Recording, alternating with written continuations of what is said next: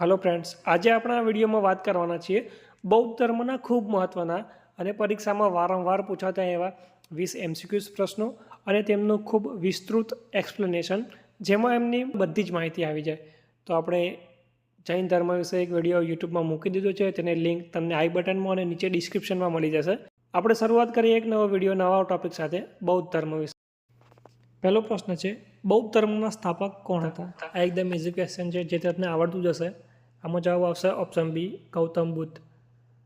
Explanation જોઈએ. ગૌતમ બુદ્ધ બૌદ્ધ ધર્મના સ્થાપક હતા. તેમનું મૂળ નામ સિદ્ધાર્થ ગૌતમ હતું. તેઓ શાક્ય વંશના રાજકુમાર હતા. તેમની માતાનું નામ માયાદેવી હતું. 35 ઉંમરની વર્ષે બોધ ગયા ખાતે બોધિ વૃક્ષ નીચે જ્ઞાન પ્રાપ્ત કરી તેઓ બુદ્ધ બન્યા હતા. મુખ્ય ઉપદેશ મધ્યમાર્ગ અને ચતુર્ન્યાય સત્ય હતો. બીજો પ્રશ્ન છે, ગૌતમ બુદ્ધનો જન્મ ક્યાં થયો હતો? આમાં જવાબ આપશે લુંબિની ખાતે. જોઈએ તો ગૌતમ બુદ્ધનો જન્મ લુંબિની એટલે કે આજના નેપાળમાં છે ત્યાં થયો હતો. તે શાક્ય રાજકુંવરો હતા. તેની માતા માયાદેવીએ લુંબિનીમાં તેમને જન્મ આપ્યો હતો અને આ સ્થળ આજે વિશ્વ હેરિટેજ સાઇટ તરીકે પ્રખ્યાત છે. ત્રીજો પ્રશ્ન જોઈએ. ગૌતમ બુદ્ધે બૌદ્ધિક જ્ઞાન ક્યાં પ્રાપ્ત કર્યું હતું? આ પણ આવડતો જ હશે. એ જવાબ આવશે બોધ ગયા વૃક્ષ નીચે. ગૌતમ બુદ્ધે બૌદ્ધિક જ્ઞાન બિહાર રાજ્યમાં બોધ ગયાના પીપળા વૃક્ષ નીચે પ્રાપ્ત કર્યું હતું. આ વૃક્ષને બોધિ વૃક્ષ કહેવાય છે. બૌદ્ધ ધર્મના એક પવિત્ર પ્રતીક તરીકે માનવામાં આવે છે. આ યાદ રાખજો કે બિહાર રાજ્યમાં આવેલું છે બોધ ગયા વૃક્ષ. ચોથો પ્રશ્ન છે, ગૌતમ બુદ્ધે કેટલા વર્ષની ઉંમરે સંસાર ત્યાગ કર્યો? આમાં જવાબ આવશે 29 વર્ષ. ગૌતમ બુદ્ધે 29 વર્ષની ઉંમરે વૈભવ, ધન, પ્રતાપ, રાજસત્તા છોડીને સંસાર ત્યાગ કર્યા. આ ઘટના મહાભિનિષ્ક્રમણ, આ યાદ રાખવાનું, આ ઘટના મહાભિનિષ્ક્રમણ તરીકે ઓળખાય છે, જેમાં તેમના જીવનના દુઃખોનું કારણ શોધવા માટે સંસાર છોડ્યો. પાંચમો પ્રશ્ન છે, ગૌતમ બુદ્ધે બૌદ્ધ ધર્મના પ્રથમ પ્રચાર ક્યાં કર્યો? આનો જવાબ આવશે ઓપ્શન એ, સારસ્વત. ગૌતમ બુદ્ધે સારસ્વત ખાતે પ્રથમ પ્રવચન આપ્યું, જેને ધર્મચક્ર પ્રવર્તન કહેવામાં આવે છે. અહીં તેમને 5 ભિક્ષુઓને ચતુર્ન્યાય સત્ય અને 8 માર્ગનો ઉપદેશ આપ્યો, જે બૌદ્ધ ધર્મના ધર્મ પ્રચારની શરૂઆત. છઠ્ઠો પ્રશ્ન છે, ગૌતમ બુદ્ધે કયો માર્ગ સમજાવ્યો? આમાં જવાબ આવશે મધ્ય માર્ગ. ગૌતમ બુદ્ધે મધ્ય માર્ગ અથવા મધ્યમ માર્ગ શીખવાડ્યો. મધ્ય માર્ગમાં જીવન જીવવાનું ખૂબ જ સુખ અને ખૂબ જ ત્યાગ બંને ટાળવા કહેવામાં આવે છે. આ માર્ગ જીવનમાં મધ્યમ સ્થિર રાખીને શાંતિ પ્રાપ્ત કરવાનું માર્ગદર્શન આપે છે. સાતમો પ્રશ્ન છે, બૌદ્ધ ધર્મના મુખ્ય ગ્રંથ કયા છે? આ પણ આપણને આવડતું જ હશે. જવાબ આપશે ત્રિપિટક. ત્રિપિટક બૌદ્ધ ધર્મના પવિત્ર ગ્રંથ છે. તેને 3 ભાગમાં વહેંચવામાં આવેલ છે.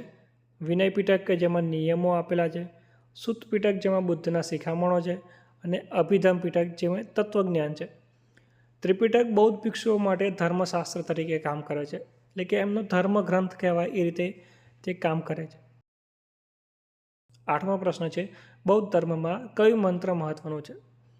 આમાં જવાબ આવશે બુદ્ધમ શરણમ ગચ્છામિ. બુદ્ધ ધર્મના બુદ્ધમ શરણમ ગચ્છામિ આ મંત્ર 3 સરળ મંત્રોમાંનું એક છે, જે બુદ્ધ ધર્મ અને સંગ્રહ તરફ અપીલ કરે છે. તે બૌદ્ધ ધર્મના મૂળભૂત આદર્શોને પ્રતીક છે. નવમો પ્રશ્ન છે, ચતુર્ન્યાય સત્યમાં કયું સામેલ નથી? આમાં જવાબ આવશે મોક્ષ. ચતુર્ન્યાય સત્યમાં દુઃખ, દુઃખનું કારણ, દુઃખનું નિવારણ અને દુઃખનું નિવારણ માટેના માર્ગનો ઉલ્લેખ છે. મોક્ષ એ ચતુર્ન્યાય સત્યનો ભાગ નથી. તેનું હિન્દુ ધર્મમાં મહત્ત્વ છે. મોક્ષનું મહત્ત્વ હિન્દુ ધર્મમાં છે, જ્યારે બૌદ્ધ ધર્મમાં દુઃખ, દુઃખનું કારણ, દુઃખનું નિવારણ અને દુઃખના નિવારણ માટેનો માર્ગ એનો. 10મો પ્રશ્ન છે, 8 માર્ગનો કયો તત્વ બૌદ્ધ ધર્મમાં નથી? જવાબ આવશે સમ્યક આહાર. 8 માર્ગમાં સમ્યક તો સમાવેશ શું છે?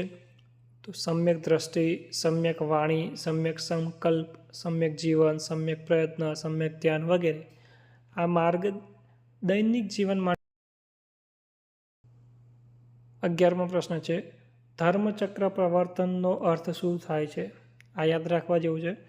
આમાં જવાબ આવશે પ્રથમ પ્રવચન. ધર્મચક્ર પ્રવર્તન એ ગૌતમ બુદ્ધનું પ્રથમ પ્રવચન છે, જે તેમણે સારસ્વતમાં 5 ભિક્ષુઓ માટે આપ્યું હતું.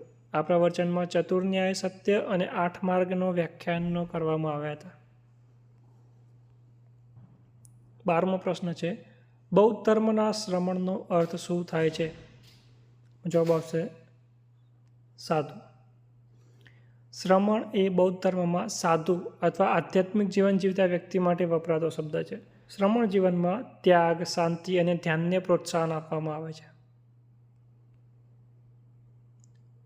13મો પ્રશ્ન છે, કયા શાસકે બૌદ્ધ ધર્મનો વ્યાપક પ્રચાર કર્યો?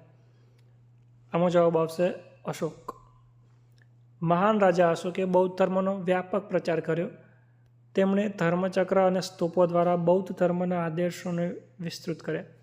ખાસ કરીને કલિંગ યુદ્ધ પછી તેમણે બૌદ્ધ ધર્મનો સ્વીકાર કર્યો. આ યાદ રાખવાનું, કલિંગ યુદ્ધ પછી રાજા અશોકે બૌદ્ધ ધર્મનો સ્વીકાર કર્યો હતો. 14મો પ્રશ્ન છે, બૌદ્ધ ધર્મના કયા સંમેલનમાં બૌદ્ધ ગ્રંથો લખવામાં આવ્યા? આમાં જવાબ આવશે પ્રથમ સંમેલન.